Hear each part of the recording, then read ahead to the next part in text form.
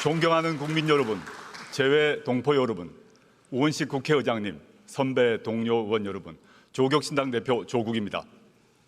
지난 3월 3일 창당을 한 신생정당의 대표로서 22대 국회 초선 의원으로서 전국의 거리에서 만난 국민의 목소리를 가감없이 전하고자 이 자리에 섰습니다. 저는 흠결이 있는 사람입니다. 그런데도 지난 총선에서 690만 명의 국민께서 저와 조국혁신당을 선택해 주셨습니다.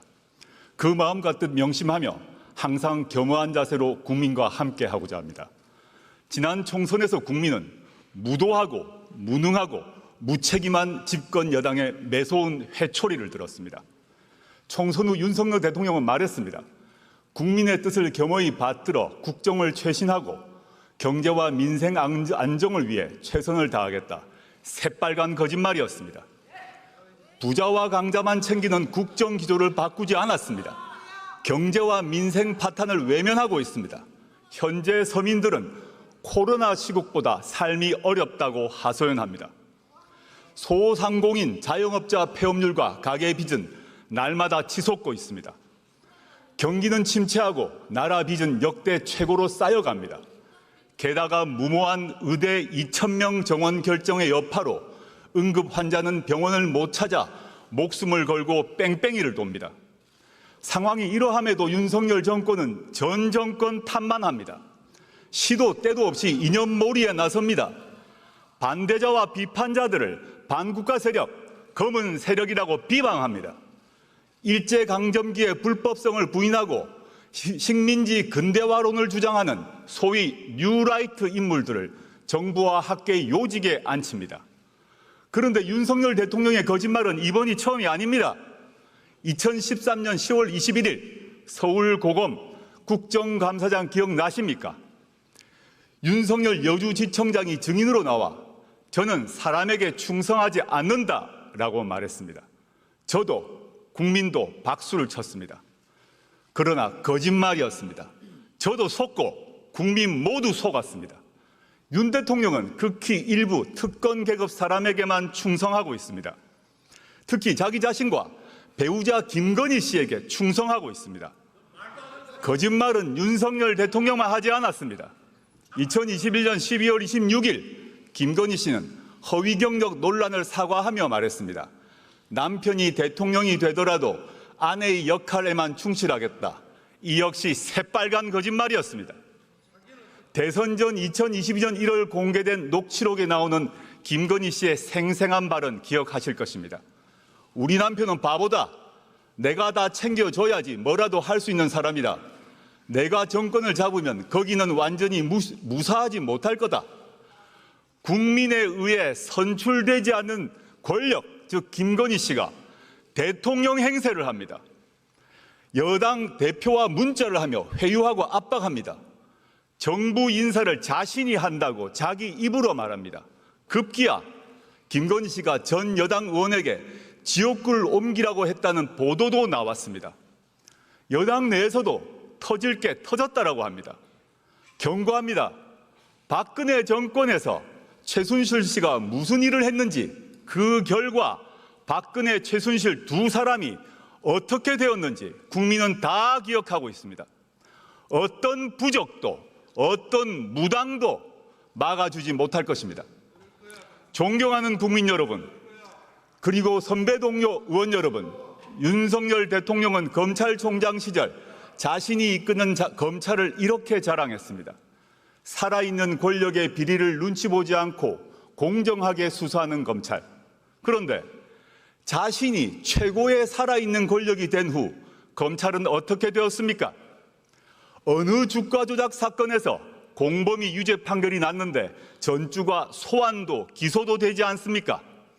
어느 공무원 배우자가 300만 원짜리 명품백을 받고 무사히 넘어갑니까? 어느 피의자가 자신이 지정한 곳에서 조사를 받습니까?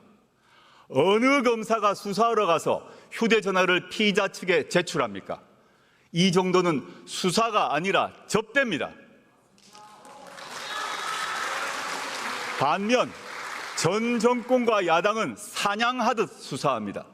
원래 겨누었던 잘못이 안 나오면 나올 때까지 먼지떨이 수사를 합니다. 원래 사냥감이 잘 안 잡히면 가족, 친족, 지인을 텁니다. 그리고 일방적 피의 사실을 친검 언론에 흘립니다. 어디서 많이 본 모습 아닙니까? 바로 15년 전 노무현 대통령님의 비극이 발생하기 전과 똑같습니다. 게다가 윤석열 대통령은 자신이 검찰총장 시절 대변인이었던 이창수 검사를 서울중앙지검장에 임명했습니다. 현 김주현 민정수석이 법무부 검찰국장 시절 검찰과장이었던 심우정 검사를 검찰총장 후보로 지명했습니다. 이유가 무엇이겠습니까? 검찰을 더욱더 수적으로 부리겠다는 것 아니겠습니까? 한편 윤석열 대통령은 자신이 나온 충암고 인맥으로 군과 경찰을 장악하고 있습니다. 김용현 국방부 장관은 물론 여인형 방첩사령관, 박종선 777 사령관 등 군내 정보 개통을 충암고 라인으로 다 채웠습니다. 경찰 인사를 하는 이상민 행정안전부 장관 역시 윤 대통령의 충암고 후배입니다. 충암고는 윤석열 정권의 하나회로 자리 잡을 것입니다. 윤석열 대통령에게 경고합니다. 아무리 모든 권력기관을 주머니 속 공깃돌로 가지고 놀더라도 국민의 마음을 잃는 순간 그대는 나락으로 떨어질 것입니다. 존경하는 국민 여러분, 선배 동료 의원 여러분, 창당 이후 만났던 국민의 목소리를 전하고자 합니다. 이태원 참사 희생자 고 이상은 씨의 어머니는 딸의 생일날을 맞아 김치찌개를 방문객에게 대접했습니다. 제 손을 꼭 잡아주신 어머니께서 무슨 말씀을 하셨는지는 짐작하실 것입니다. 지난해 수해 현장에서 숨진 최혜병의 어머니는 일주기를 앞두고 편지를 썼습니다. 저희에겐 하나뿐인 외동입니다. 사람들은 아무도 모릅니다. 얼마나 힘든가 고통 속에 살고 있는지. 어머니는 애끓는 심정으로 진실을 밝혀달라고 요구합니다. 대구에서 만난 전세 사기 피해 젊은 신혼부부는 울먹이며 말했습니다. 평생 모은 돈이 다 날아갔어요.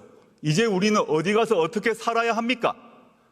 저와 조국혁신당은 고통받고 분노하는 국민의 도구가 되고자 합니다. 총선 때 광주 충장로 우체국 앞에서 유세를 준비할 때였습니다. 한 어르신께서 제 손을 잡으시며 말씀하셨습니다. 견뎌주어 고맙네. 살아남아주어 고맙네. 이제 잘 싸워주게. 지난달 말 전남 곡성과 영광을 방문했을 때도 똑같은 말씀을 들었습니다. 지난 윤석열 정권 2년은 대한민국의 잃어버린 2년으로 기록될 것입니다. 저희는 창당 총선에서 이렇게 외쳤습니다. 3년은 너무 길다. 무도하고 무책임하고 무능한 윤석열 정권은 나라를 더 망치기 전에 종식되어야 합니다. 국민은 이 정권 치하에서 너무도 힘듭니다. 인내심이 바닥나고 있습니다. 조국혁신당은 당내에 3년은 너무 길다 특별위원회를 구성했습니다. 저희는 이미 심리적 탄핵을 하신 국민의 마음을 받들며 온 힘을 다하여 위헌과 위법의 증거를 모으겠습니다. 존경하는 국민 여러분, 선배 동료 의원 여러분, 조국혁신당은 12석에 불과합니다. 원내 교섭단체도 아닙니다. 저희 힘만으로 할 수 없는 그러나 반드시 이루어야 할 시급한 사회경제적 과제 2가지를 말씀드리고자 합니다. 국민은 조국혁신당에 묻고 계십니다. 윤석열 정권 종식 이후 무엇을 할 것이냐? 조국혁신당은 문화, 디지털, 노동, 환경, 건강, 교육 등 8가지 사회권을 구현하는 민생 선진국을 제시했습니다. 오늘은 이 중 2가지를 말씀드리고자 합니다. 첫째는 주거권 보장을 통한 주거혁신입니다. 주거권은 쾌적한 집에서 안정되게 살 수 있는 권리입니다. 국민 40% 정도가 전월세 등 빌린 집에서 삽니다. 집주인이 세를 올리거나 방을 빼라고 할까봐 노심초사합니다. 서울에서는 중위소득 가구가 10년간 소득을 한 푼도 안 쓰고 모아야 중간가격 주택 한 채를 살 수 있습니다. 소득의 3분의 1 저축하면 30년 넘게 걸립니다. 버는 속도보다 집값 오름세가 가파릅니다. 이러면 사람다운 삶을 살 수가 없습니다. 결혼하고 싶어도 함께 살 집 마련이 어렵고 애를 낳고 싶어도 여력이 없습니다. 먼저 질 좋은 공공주택과 다양한 사회주택을 국가가 확보해 제공해야 합니다. 2022년 기준 공공임대주택은 전체 주택 재고량의 10%가 안 됩니다. 더욱이 90% 이상이 60제곱미터 이하입니다. 그래서 공공임대주택은 좁고 오래된 변변치 않은 집으로 인식됩니다. 앞으로 84제곱미터 이상의 질 좋은 집 공급을 확대해야 합니다. 빌라나 주택 등도 공공부문이 더 많이 흡수해서 공급해야 합니다. 청년, 신혼부부용 주택 확대는 물론 평범한 가족을 위해 초장기 임대주택 공급도 추진해야 합니다. 신혼부부가 84제곱미터 50년 초장기 임대주택에 들어가면 굳이 집을 사지 않아도 될 것입니다. 조금 더 여유 있는 국민을 위해 내 집 마련도 쉬워지게 해야 합니다. 문제는 땅값이나 공사비입니다. 리츠 등 주택금융을 잘 활용하여 새로운 유형의 지분 공유형 주택이나 협동조합형 간접소유 주택을 늘려야 합니다. 이제 주거와 관련된 공공기관과 공기업의 역할도 바꿔야 합니다.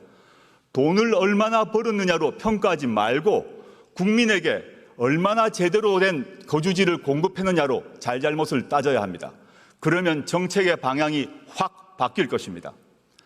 두 번째는 돌봄권 보장을 통한 돌봄 혁신입니다. 요람에서 무덤까지 제대로 된 돌봄을 받을 권리, 그리고 제대로 된 돌봄을 할 수 있는 권리입니다. 우리 사회는 급속히 초고령 사회가 되고 있습니다. 중증 환자는 크게 늘었습니다. 돌봄의 필요성은 더 커졌습니다. 특히 간병 문제가 심각합니다. 간병비 부담과 간병 스트레스는 겪어보지 않은 사람은 모릅니다.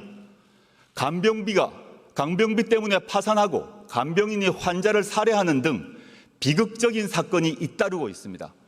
가족 돌봄을 하는 청소년은 공부를 제대로 못해 취업길이 막히고 그래서 가난해질 수밖에 없습니다.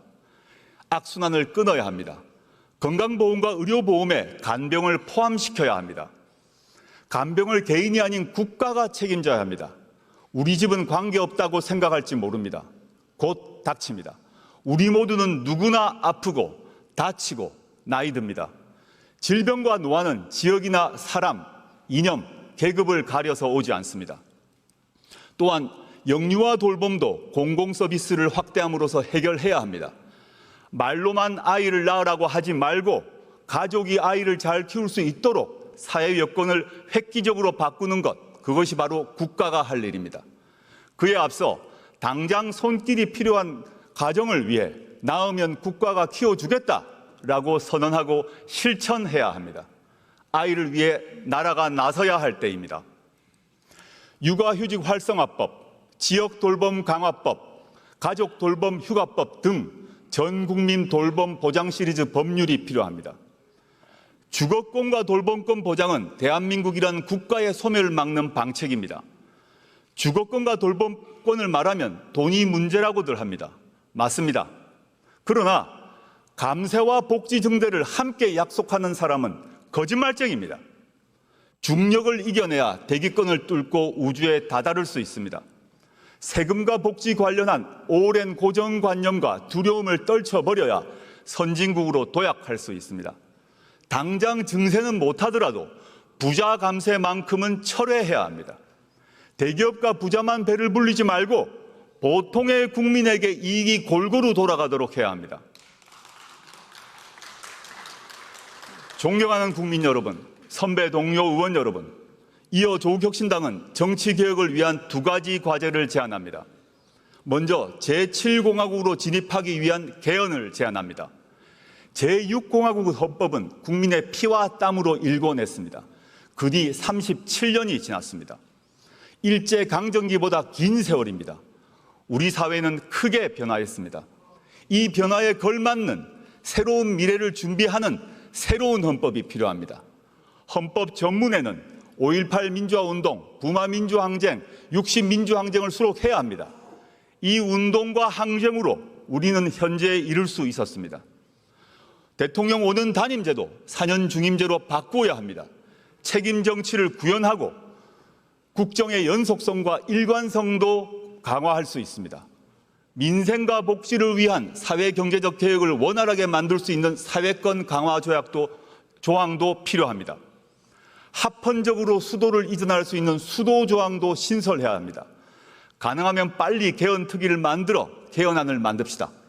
2026년 6월 3일에 이루어지는 지방선거 이전에 국민투표로 개헌안을 확정합시다. 그 국민투표는 축제가 될 것입니다. 두 번째 제안은 정치개혁입니다. 지금 대한민국 정치는 민의를 정확히 반영하지 않습니다. 우리 정치는 비례성과 다양성이 강화되는 쪽으로 개혁되어야 합니다. 최근 거대 양당은 정치개혁을 명목으로 지구당 부활에 합의했습니다. 과거 지구당을 폐지한 이유는 돈 먹는 하마였기 때문입니다. 고비용 정치와 금권 선거가 이제 완전히 사라졌을까요? 국민은 그렇게 생각하지 않을 것입니다. 지구당을 되살리면 민의를 더 잘 수렴할 수 있을까요? 그렇지 않을 것입니다. 지구당 부활은 거대 양당 소속 정치인에게만 좋은 일입니다. 현행 비례대표 선출 방식은 준연동형입니다. 다당제가 민주주의를 발전시킨다는 점에 공감대가 형성된 결과입니다. 그러나 현행 국회법은 양당제를 전제로 구성되어 있습니다. 대표적인 게 교섭단체 기준입니다. 12석을 얻은 조국혁신당은 국회 운영에서 투명정당 취급을 받습니다. 690만 지지자 의견을 국회 운영에서 대변할 길이 없습니다. 정당 보조금 배분에서도 큰 차별을 받습니다. 동료 의원님께 간곡히 호소드립니다. 이제 교섭단체 기준을 개선합시다. 박정희 유신 독재 정권이 개학하기 이전으로 돌아갑시다. 정치 신인 때 정치개혁에 대해서 품었던 초심을 한 번만 돌아봐 주십시오. 존경하는 국민 여러분, 그리고 선배 동료 의원 여러분, 우리 국민은 교양과 품격 있는 지도자를 가질 자격이 있습니다. 절대된 국가 권력을 가질 자격이 있습니다. 주거와 돌봄을 걱정하지 않아도 될 자격이 있습니다. 조국혁신당이 쇄빙선이 돼 깨트리겠습니다. 조국혁신당이 예인선이 돼 이끌겠습니다. 4년 뒤 22대 국회가 끝날 것입니다. 그때 국민은 이렇게 말씀하실 것입니다. 조국혁신당이 정권교체를 위하여 가장 앞장서서 싸웠다. 그리고 조국혁신당으로 인하여 국회에서 주거권과 돌봄권의 기초가 마련되었다. 그 출발점은 2024년 9월 9일이었다고 말입니다. 조국혁신당은 행동하는 정치를 하겠습니다. 감사합니다.